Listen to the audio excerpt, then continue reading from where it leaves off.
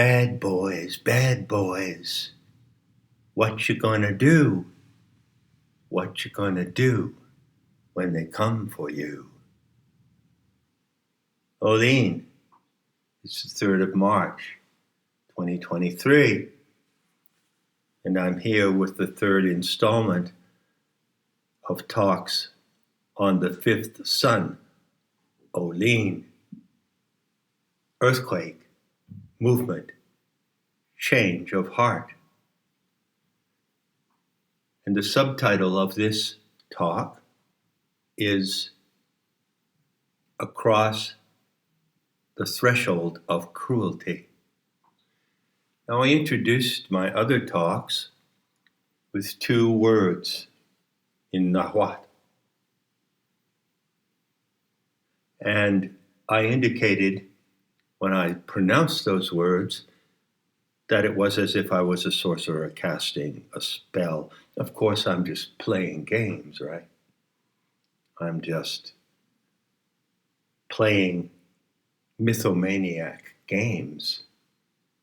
But I'm not the only one who's playing mythomaniac games on this planet. You may have noticed the technocrats, the globalist overlords, are playing a certain mythomaniac, megalomaniac game whose agenda was written a long time ago, but within the scope of recorded history. And that agenda of the Zadik, the ultra-righteous, is now in your face. It's facing the world. And those who love life and respect life are now in a life or death confrontation with those who hold and enforce that agenda.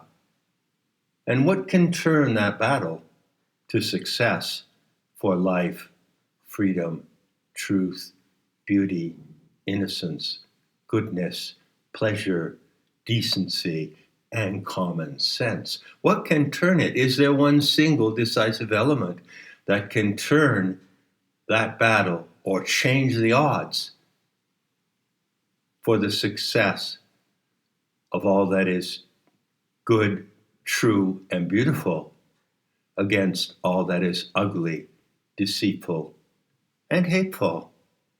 That's my opening question. And my answer to that question is yes, and I intend to tell you the answer to the best of my ability. Nana Watsin. Nana, Mama, what are you seeing? What are we seeing? Mama, Aeonic Mother, what is to be seen?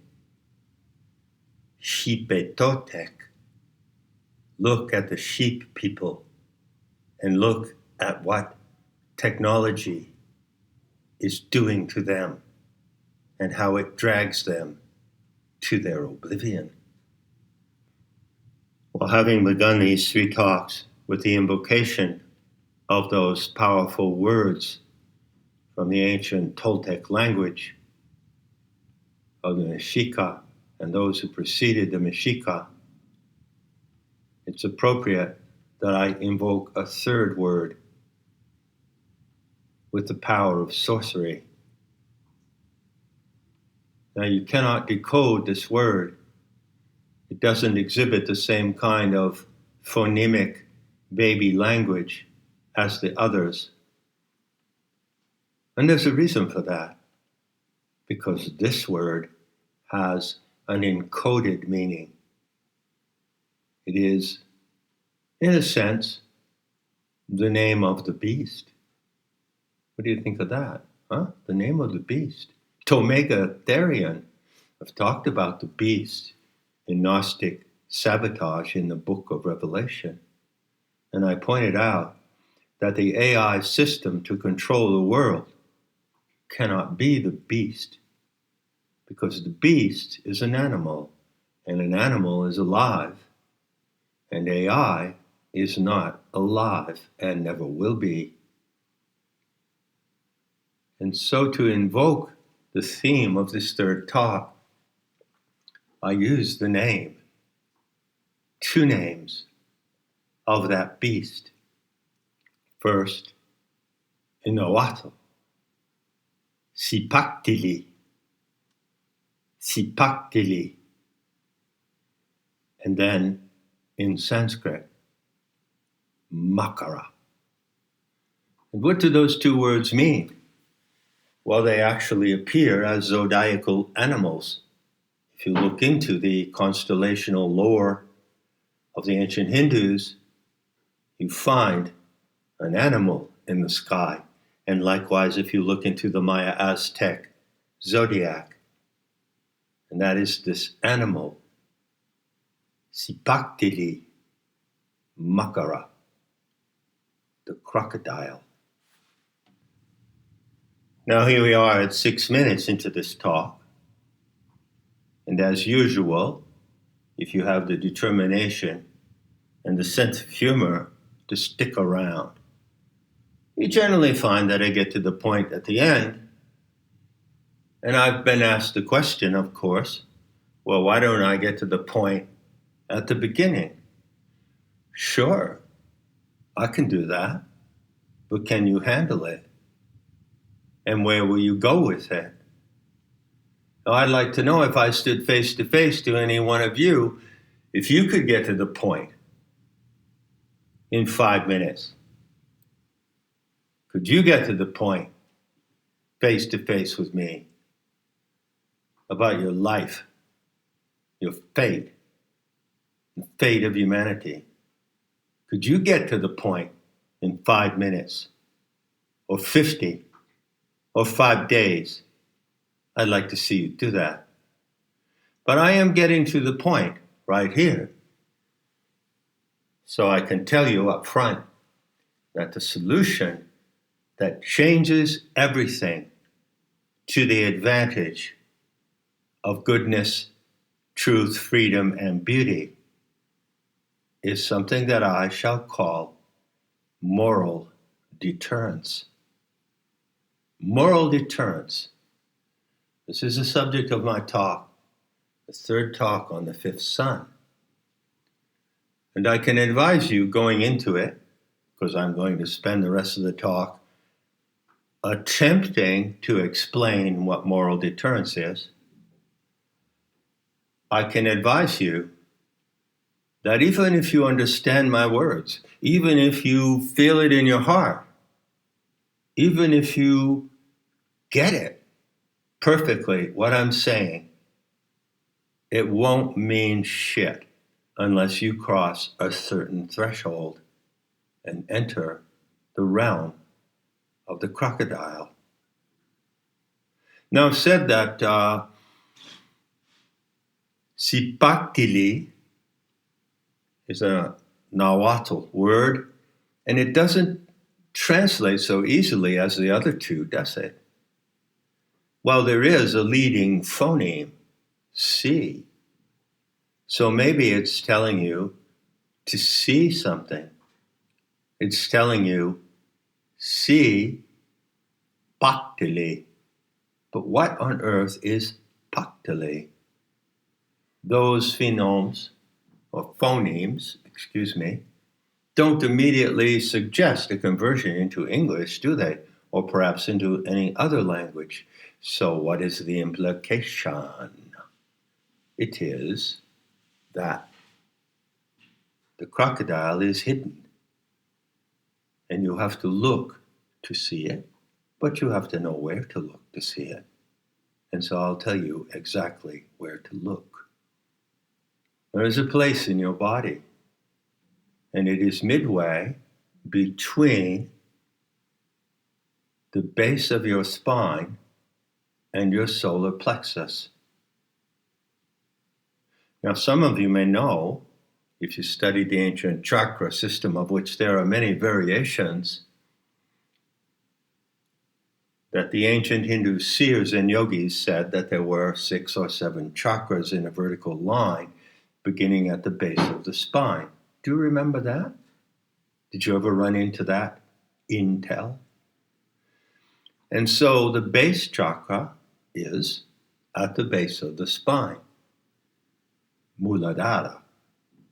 And then you come up to the solar plexus, and you can feel that. Well, first of all, feel the base of your spine. You can reach back and feel where it is, the coccyx, right? And you can reach around in front of your body, and you can feel where the solar plexus is, right? Okay. In the tummy, right? More or less where the belly button is. But you can't so easily feel the place that's in between them because it is hidden. But that place, called the Svadhisthana, is the domain of the crocodile. And it is also the location of the power of moral deterrence. All right. So far, so good. Always a little bit of suspense to spice the exposition. I enjoy that. I don't know whether you do or not, but why should I care if I enjoy it? So here it comes. Your local, friendly neighborhood sorcerer, your modern-day proxy of Tezcatlipoca, explaining to you what is moral deterrence. And to do that, he has to take a roundabout route. Unfortunately, there's no other way to go about it. And the technique of explanation that he uses is to describe something that everyone knows, is common, every intelligent person, every normal human being knows this, to give the description of what is normal, general. You could also say it's universal for the human animal, in order then to point out something which is not normal and which is exceptional, and that is moral deterrence. So I can tell you at the beginning that of the 6-7 billion human animals said to be living on this planet, the vast proportion of them do not hold the power of moral deterrence in their bodies or in their minds. So, what first is the case that is not exceptional and universal? I give you a description of experience, and it goes like this. I'll talk to you in the second person. Suppose that you desire to do something in life.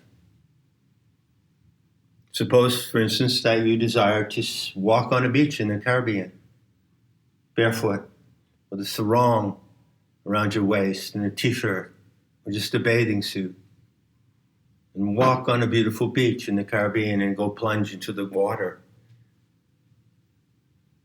You want to do that. That's the first stage, the desire to do something. But can you do that? Maybe you're living in a situation in life where it doesn't seem possible that you'll ever have the means or the opportunity to take that lovely walk on a Caribbean beach that you want to take. But suppose you can. Suppose you can go there. Well, that's the second stage. There's something you want to do, and there's something that you can do. You have the means to do it. It could be playing the Japanese koto, you say. Maybe you want to play the Japanese koto. Then you undertake how to learn to play it. Then you can play it. And then you play it. So there are 3 stages in the development of this proposition: what you want to do, and what you can do, and then what you actually do. Now let's go back to the example of the Caribbean. Suppose, you've wanted to go there since you were a child, or maybe you wanted to go and trek in the Himalayas, or maybe you wanted to go to Disneyland or Hollywood. And then it came about that you found the means, life gave you the means and the opportunity. Okay, now you can go. But then suppose that you never do go. I'll give you an example from my own life. When I was a teenager, I wanted to write a novel. I was very inspired by certain novelists.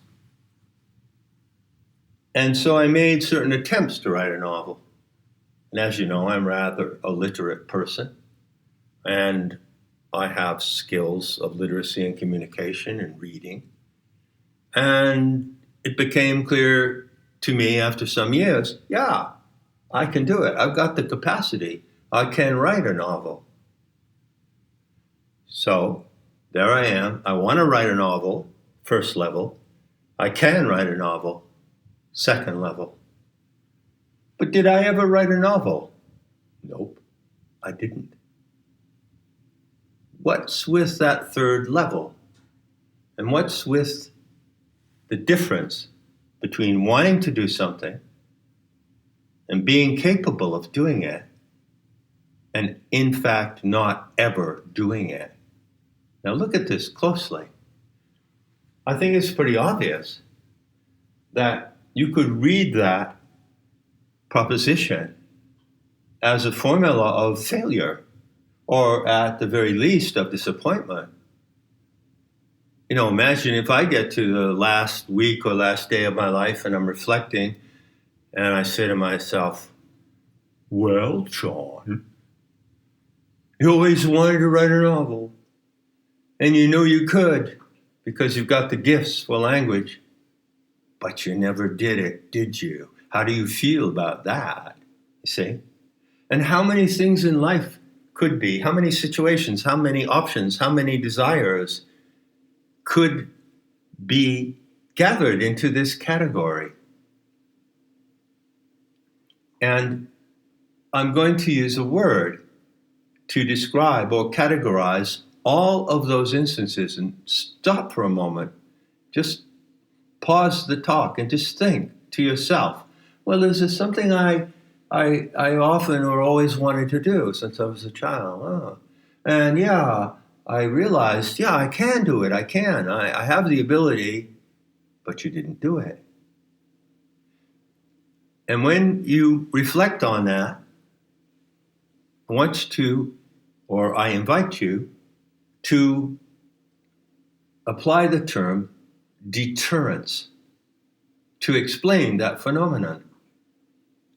So going back to my case, which is a simple and direct example, if I get to the end of my life and I have never written a novel, although I wanted to, and I can, what do I conclude? What is my conclusion?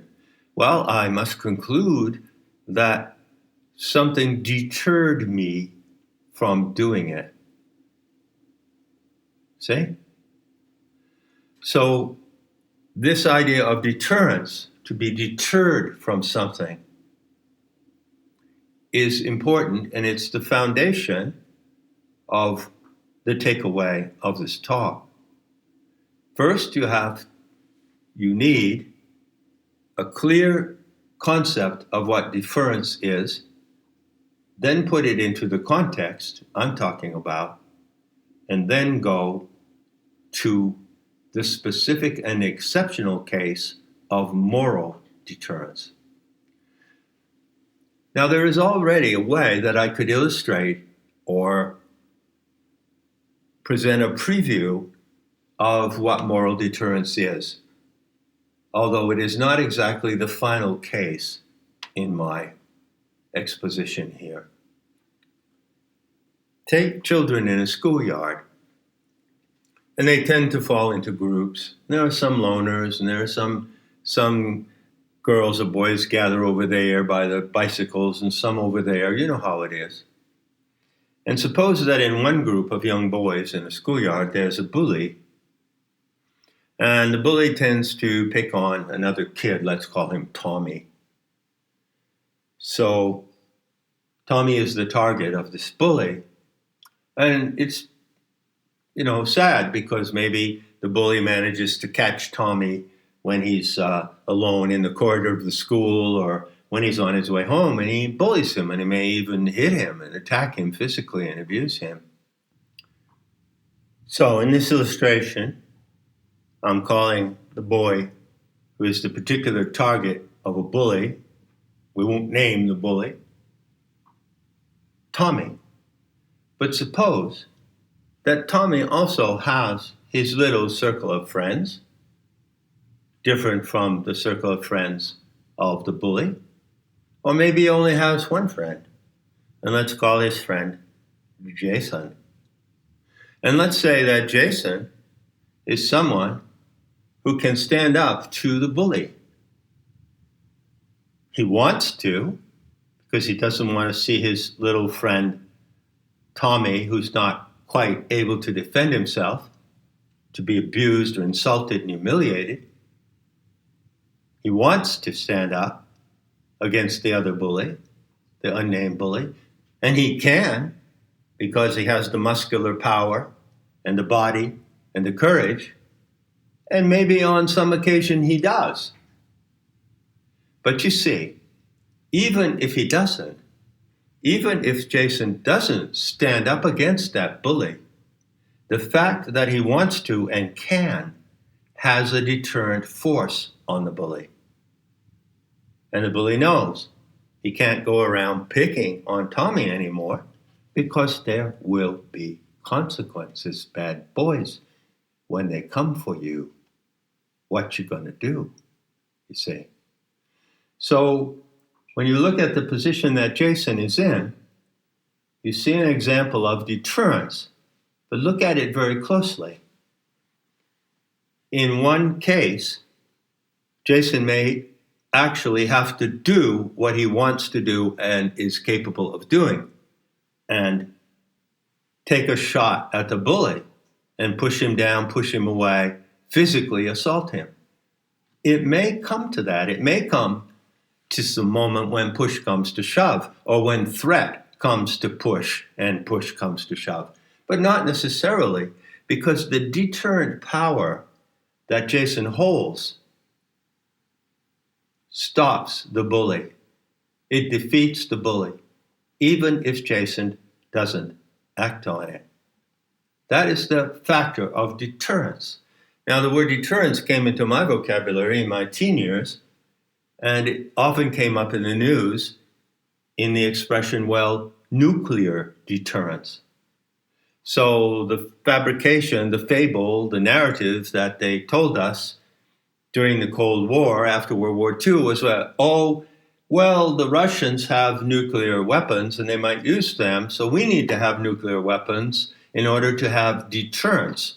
And we don't necessarily have to use our nuclear weapons against the Russians, although we can, but it's enough that we have them, and thus we have deterrent power.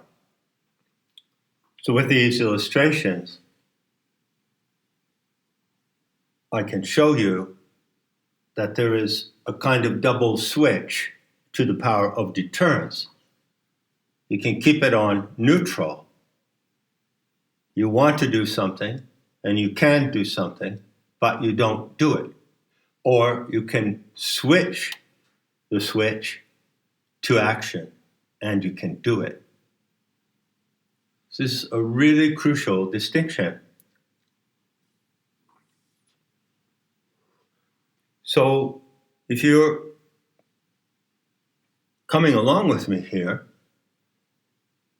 it's fair to assume that you can see how many things that you didn't do in your life could be put in this category. and something deterred you. And there's no crime in that. It's not necessarily a tragedy, although it could be. It could be a tragedy that you never ended up doing something that you wanted to do and could do. And it could be taken as a failure or a disappointment, but not necessarily. The conditions of life are very complex. And it is an important factor in your life. It is significant in your life that you wanted to do something and knew you could do it, even if you didn't do it. So give yourself a break there. I'm not setting up this picture so that you can turn around and criticize or fault yourself because something deterred you from taking a certain action in life, a certain course of action. No. My intention in this setup is to highlight in the most vivid way the existence of an exception to the formula of deterrence. That's what I'll call it. There is an exception to it. And to my mind, as far as I've reflected and searched so far, this is the only exception to it. And in this exception, the formula has a different outcome. So, suppose that there is something that you want to do, really want to do, in your guts, and also in your heart. And suppose that you know in your heart with complete conviction that you can do it. You have the capacity. But let's say that life doesn't present you ever with a specific and concrete occasion to do it. Now, as I said before, normally that could be viewed as a formula of failure or disappointment. But I'm telling you that there is another case of deterrence, a supreme, outstanding, and exceptional case. How is it exceptional? Well, in this way. There is something that you might want to do. And if you look into yourself, you might find the capacity to do it. And even if you never do it, it doesn't matter.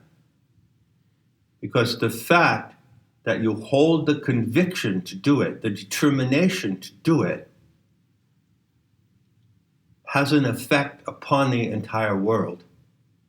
And in particular, it has an effect upon the presence of evil in this world and the enemies of life. So what I'm getting at here is an attitude. You could call it that. You could say that moral deterrence is an attitude, but it's an attitude that you carry in your body, just like you carry your bowels and your liver and your pancreas. It's a material force, and this attitude has a deterrent force against the evil in the world, even if you never act on it. And of course, there might be an occasion when you do, but that goes to another scenario. So I limit myself here in this talk to the final explanation of what I'm getting at. And I'll put it in this way. If you are to own the power of moral deterrence that is unique to the human animal in facing evil, there is a requirement. It's not theoretical. You can't just tell yourself or persuade yourself. You've got to prove it. There is a requirement that comes with the act of owning the power of moral deterrence. And it is the same for everyone. It is universal, It is inescapable. It is the ground zero of human morality in the face of evil. And that requirement is that you cross the threshold of cruelty. You step across a boundary, across the threshold of cruelty. And I ask you to consider really carefully that when you contemplate this word, to deter, I ask you to consider that there is something that might deter you from crossing that boundary so that you can own the power of moral deterrence. Do you see that equation? Do you see that proposition? And what is it that would deter you, that would prevent you or hold you back? Well, what do I mean by the threshold of cruelty? What does that imply to you? It implies that you and an imaginary number of other people on this planet might be deterred from ever admitting that you want to be cruel and want to cause suffering to others, and that you can do it. You have it in you to do it, even though life never presents you, perhaps, with an explicit, flagrant opportunity to do it. But if it did, you would, and you know you would. And you would bring the totality of yourself to that moment, which might be a life or death moment. And were it not a life or death moment, it might be a moment that carries severe consequences, considering the insanity of the social order in which we live. You feel me so far? So, what is it that would deter a human animal from crossing the threshold of cruelty? Well, what comes to my mind is the concept that that human animal has of humanity. What is your concept of your own humanity? You know, there's an unimaginable number. There is an unimaginable number of people in this world, for one reason or another, who cannot admit to harboring the desire to harm others, to express cruelty, and to cause suffering. The confusion about suffering is a huge topic, and I'm not going to go on a digression. I've talked about it here and there at various times. How does any normal, sane person, normal, decent, good-willed person look at the topic of suffering? Well, you don't want to suffer. You don't want to be the target of others who want you to suffer. And there are people in the world who want you to suffer. And they are doing something about it. They want you to suffer. They can do things to make you suffer and hurt you and be cruel to you. And they are doing it. They're already at the third stage of the proposition. And they're all over the place. But you're an ordinary human being. Your heart is with humanity. Oh, yes. Well, I can't admit that I actually want to be cruel in certain instances. I can't admit that there is an occasion, any occasion in life that would arise where I would actually want to be cruel, and being capable of acting cruelty, I would do that in a specific instance toward a specific individual, another human animal. You see, that feeling that your humanity is invested in that kind of deterrence is what needs a change of heart. The change of heart comes when you stand on the threshold of cruelty. And when you take that step over it, then you gain the power of moral deterrence. And it's not enough to say, we just want them to go away. We just want them to stop, right? You see all these things happening in the social order. You may see that in your immediate environment, in your family, in your community, certainly in your nation. You look at your nation and you see the so-called politicians and leaders who are really criminals and misleaders, and their policies and their protocols and their programs. And you look at the evil and the harm, and it's sadistic. There's something that happened for 2 years on this planet. I don't have to name what it is. If that wasn't an obvious and outrageous display of sadism, well, what isn't?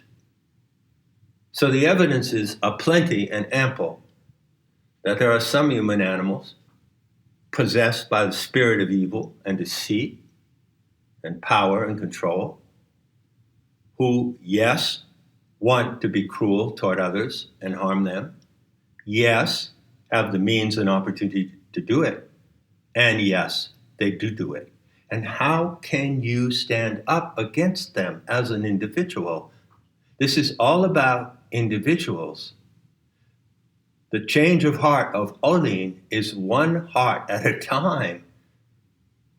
One heart at a time changes the odds, and the fate of the world drama turns on one life at a time. That is how this experiment has been designed to work.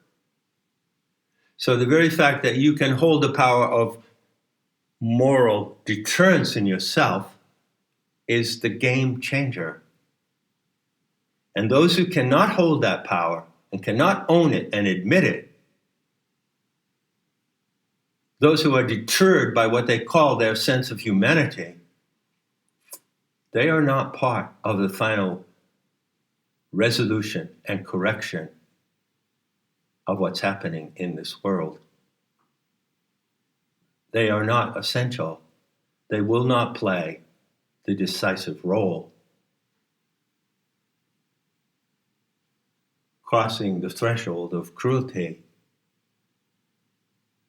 If you own moral deterrence, that's the proof that you do. Or to put it another way around, you don't even have it to own if you don't step across that threshold. But can you do that? Can you look into your heart and then down into your belly and down into that hidden place, the lair of the crocodile? Cipactli. And can you admit, yeah, I would really like to hurt certain people. And I know I'm capable of it. I've got the fortitude. And maybe even I should do something to make sure that I have the capacity, either by physical strength or the use of weapons. And when you own that you really want to see suffering, you want to cause others to suffer, then you have the power of moral deterrence in you. And I swear to you, to the best of my knowledge, that holding that power can deter the evil in this world, even if life never gives you the opportunity in the face of a clear and present challenge to do anything about it. You don't have to go to stage 3, the doing stage, for the power of moral deterrence to affect the world. It affects the world, and it impacts the perpetrators, even if you don't act on it. But it has to be real, and you have to really know and admit honestly that you are capable of enacting cruelty, but not, I must add, as punishment. No, it is not punishment.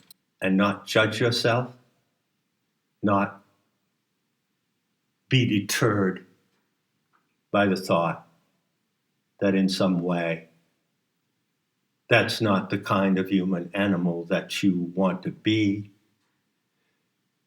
But I can tell you straight out that if you can't bring yourself to be that kind of human animal,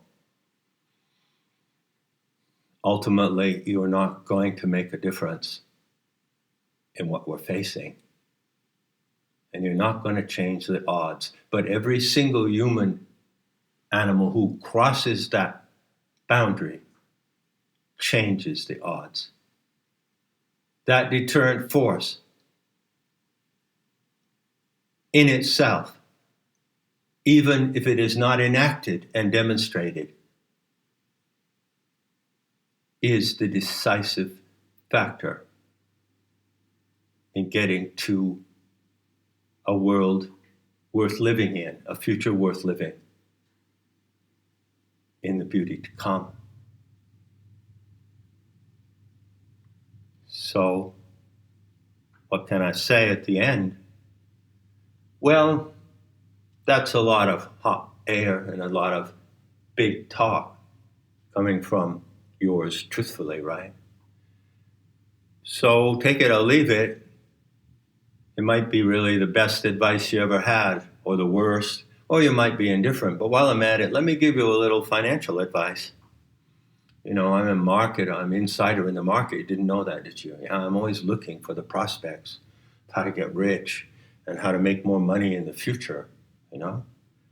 And if you want to become rich, when this game changes and the advantage goes to truth, and you want to make a fortune in the beauty to come, here's my humble business insider tip.